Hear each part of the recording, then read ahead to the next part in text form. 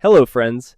Did you know the IRS has a legal trap waiting for you the day you sell your family home, capable of seizing tens of thousands of dollars of your life savings in a single tax bill? Millions of seniors are sitting on homes that have doubled or tripled in value over the last 30 years. They think they are perfectly protected by an old senior exemption, but that specific law was quietly repealed decades ago. Today, I am exposing the Section 121 home sale tax traps, how moving to a new state or a care facility can accidentally trigger a massive audit, and the exact paperwork loopholes you must use to keep your equity in your pocket. To be clear right up front, this isn't a new 2026 tax penalty or a real estate scam. This is an explanation of the existing federal IRS Section 121 tax code and how to avoid triggering standard capital gains taxes on your home. Make sure you stay until the end, because if you or your spouse ever need to move into an assisted living facility, the IRS will completely strip this tax shield away from you unless you know the one highly specific medical loophole that forces them to honor it. The rules around your real estate and taxes change every year. The government never explains your options. Subscribers find out in time. The others find out after the money is gone. Take a second and subscribe to the channel right now. This tax threat catches any senior homeowner who believes their age automatically protects their real estate profits from the government. There is a deep, dangerous misunderstanding in our neighborhood regarding the old over 55 rule. Prior to 1997, the tax code featured a genuine one-time $125,000 capital gains exclusion specifically for homeowners over the age of 55. But that law was completely repealed. Today, there is no age-based senior exemption for capital gains on a home sale. Your age provides zero special protection when you sign a deed. To protect your wealth, you must change your strategy entirely. First, stop relying on outdated tax advice from your neighbors, well-meaning family members, or old financial articles. Second, acknowledge that you face the exact same tax code as a 30-year-old if you do not play by the modern rules. Third, transition your plan to focus entirely on the current framework. Internal Revenue Code Section 121. This law allows you to shield up to $250,000 of profit if you are single, or up to $500,000 if you are married filing jointly. But you can only access this shield if you pass a strict use test. Look at Thomas from Ohio. Thomas is 72 years old. He bought his home for $100,000 back in 1985 and sold it for $450,000 this year, netting a total capital gain of $350,000.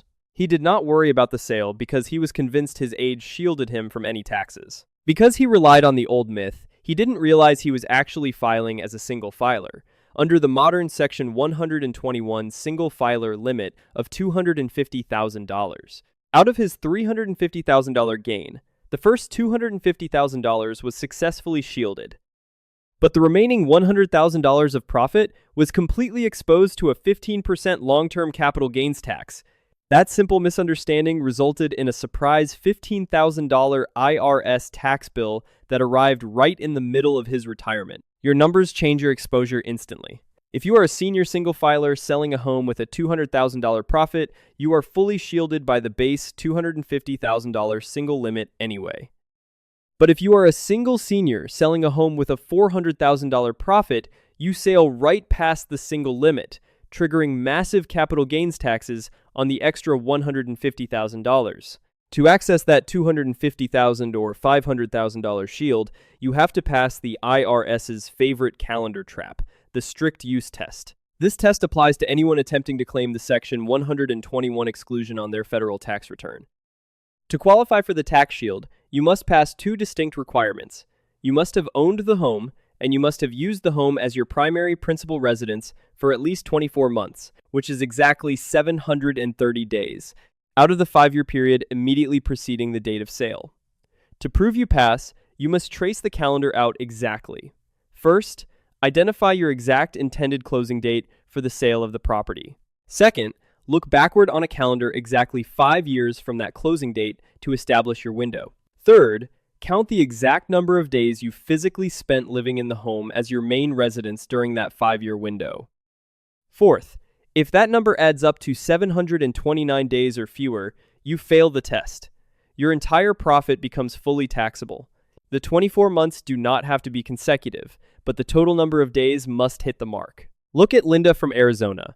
Linda owned her family home for 20 years. 4 years ago, she decided to pack up and move into her daughter's house in another city to be closer to her grandchildren. But she kept the old house completely vacant. This year, she finally decided to list and sold the old house for a $200,000 profit. Because the house sat vacant for the last 4 years, Linda only physically used it as her principal residence for 1 year during the 5-year look-back period. She failed the 24-month test. Her entire $200,000 gain was taxed at the 15% capital gains rate, costing her $30,000 of her hard-earned home equity. She handed that money over to the IRS simply because she waited 2 years too long to list the property for sale.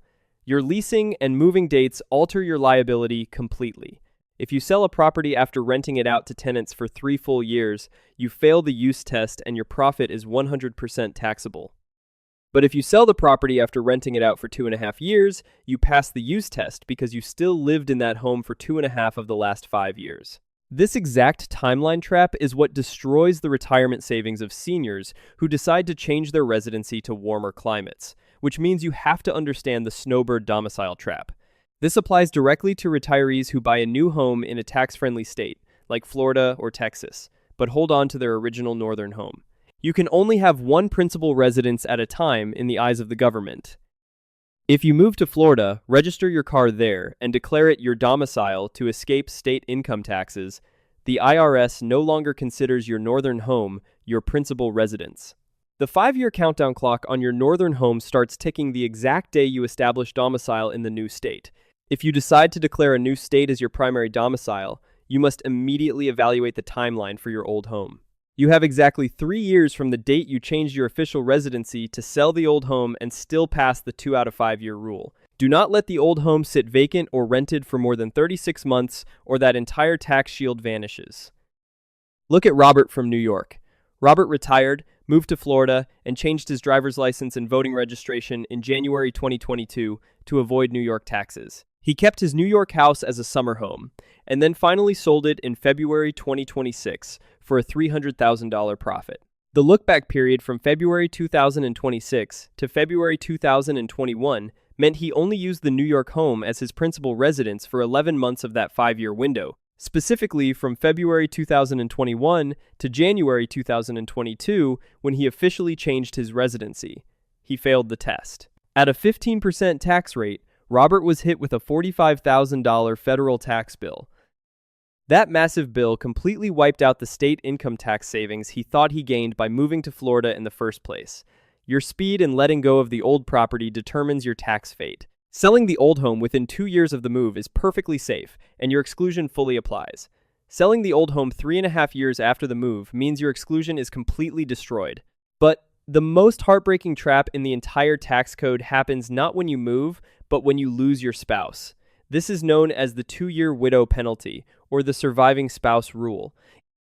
It targets widows or widowers who plan to sell the family home after the tragic death of their husband or wife. A married couple filing jointly gets a $500,000 exclusion. If a spouse dies, the surviving spouse can still claim that full $500,000 exclusion on their own taxes, but only if they sell the home within exactly 2 years of the date of the spouse's death and they have not remarried. If they sell on year 3, the exclusion permanently drops by half, falling straight down to $250,000. When a spouse passes, you have to watch the calendar carefully. First, note the exact date of your spouse's passing on their official death certificate. Second, if you are sitting on massive equity with over $250,000 in profit, you must list, sell, and close on the home before the 24-month anniversary of their death. Third, file your taxes the year of the sale, claiming the full $500,000 limit to protect that money.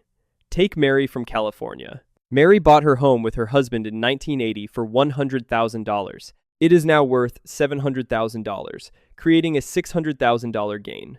Sadly, her husband passed away. Grieving the loss, Mary could not bear to pack up the house and sort through the memories immediately, so she waited 3 years to finally sell the property. Because she missed the strict 2-year deadline, her exclusion plummeted from $500,000 down to the single limit of $250,000. Out of her $600,000 profit, the first $250,000 was shielded, but $350,000 was now fully taxable. At 15%, the IRS hit the grieving widow with a $52,500 tax bill. If she had sold just 1 year earlier, her $500,000 shield would have covered almost all of it, saving her over $37,000 in taxes. The timing of the closing dictates the size of your shield. Selling the home within 23 months of the death keeps the $500,000 shield completely intact. Selling at 25 months drops it permanently to a $250,000 shield. And while states with community property laws may offer a stepped-up basis that mitigates this slightly, in standard law states, this 2-year cliff is absolute. But what if you are forced to sell your home before you even hit the 2-year ownership mark because of a medical emergency? This triggers the partial exclusion health loophole. It protects seniors who are forced to sell their home before meeting the 24-month ownership and use tests due to sudden illness or unforeseen medical circumstances. If a doctor advises you to move to get medical care, or you suffer a sudden severe health event, you do not lose the exclusion completely. The IRS allows a partial exclusion based entirely on the amount of time you actually did live there. To claim this, first, get a written letter from your physician stating that your move is medically necessary for care or to manage a sudden illness. Second, calculate the exact number of months you did live in the home. Third, divide that number by 24. Fourth, multiply that fraction by your maximum exclusion of $250,000 to get your prorated tax shield. Fifth, file Form 8949 and specifically note the health exception. Charles from Texas bought a brand new retirement home, but just 12 months later, he suffered a severe stroke and had to sell the house to move in with his son for daily care. Because of the hot market, he made a quick $50,000 profit on the sale. He only lived there 12 out of the 24 required months, which is 50% of the time. The IRS grants him 50% of the $250,000 exclusion, giving him a $125,000 tax shield. Because his profit was only $50,000, his prorated shield easily covers 100% of the gain. His tax bill is exactly $0. Without using that medical loophole, that $50,000 gain would have cost him $7,500 in capital gains taxes. Your reason for moving controls the government's mercy. Moving simply because you did not like the neighborhood offers no exception, and full taxes apply to your profit. Moving because of a documented doctor's recommendation means a partial exclusion is officially granted. There is another trap that catches seniors who tried to make a little extra money to survive on a fixed income, which means you have to understand the depreciation recapture trap. This applies directly to homeowners who rented out a room over the years, rented out the whole house for a few years to cover expenses, or took a home office deduction on their tax returns. If you rented out your property and claimed depreciation on your taxes, or even if you could have claimed it but forgot to do it, the IRS demands that money back the moment you sell the house. Section 121 does not shield depreciation recapture. That specific portion of your profit is taxed at a maximum rate of 25%, regardless of how large your $250,000 exclusion is. First, pull your old tax returns and look at Schedule E to see exactly how much depreciation you claimed while the property was earning income. Second, when you sell, you must subtract that exact depreciation amount from your tax-free profit pool. Third, pay the recapture tax on that specific amount via Form 4797, and use your standard Section 121 exclusion for the remaining balance. Look at Susan from Nevada. Susan rented out her house for 4 years before moving back into it for 2 full years to pass the 2- and 5-year use test. During those 4 rental years, she claimed $20,000 in depreciation deductions. She eventually sold the house for a $100,000 profit.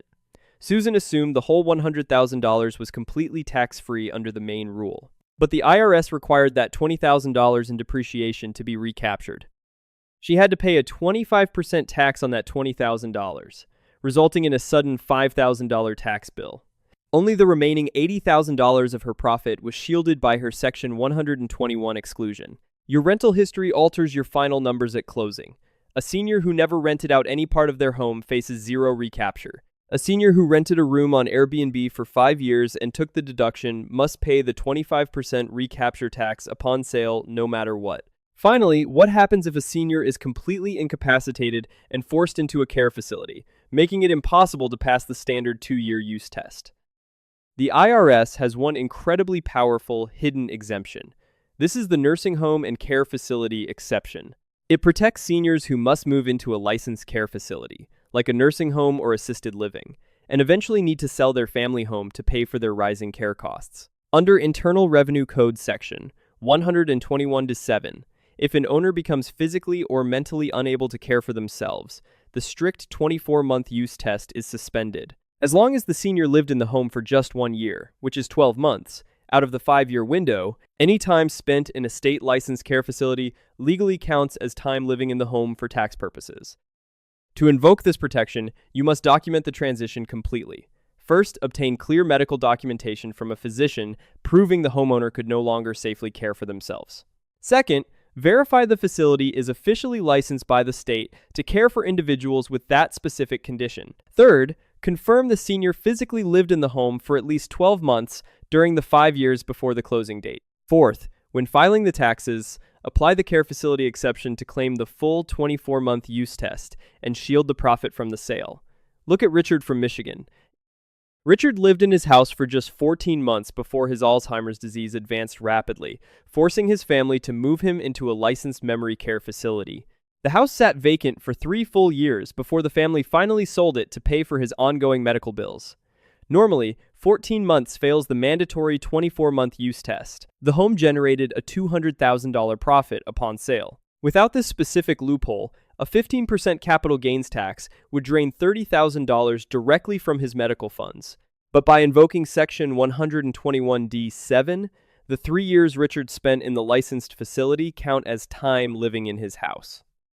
He passes the test easily, the entire $200,000 is shielded, and the family preserves that $30,000 to pay for his continued nursing care.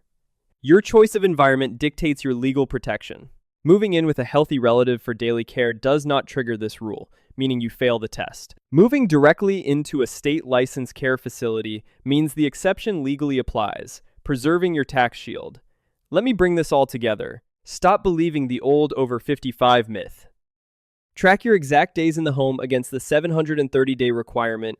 Watch the 3-year clock if you move out of state, and remember the strict 2-year deadline if you lose a spouse. Keep records of your depreciation and use the care facility exception if health forced you out early. Your home is likely the largest asset you own, but the IRS Section 121 exclusion is a strict use it or lose it law. If you miss the window because of a move, a rental, or the tragic loss of a spouse, the government will legally confiscate tens of thousands of dollars of your life savings. Subscribe. Share this with someone you know who's on Social Security or Medicare. I'll see you in the next one.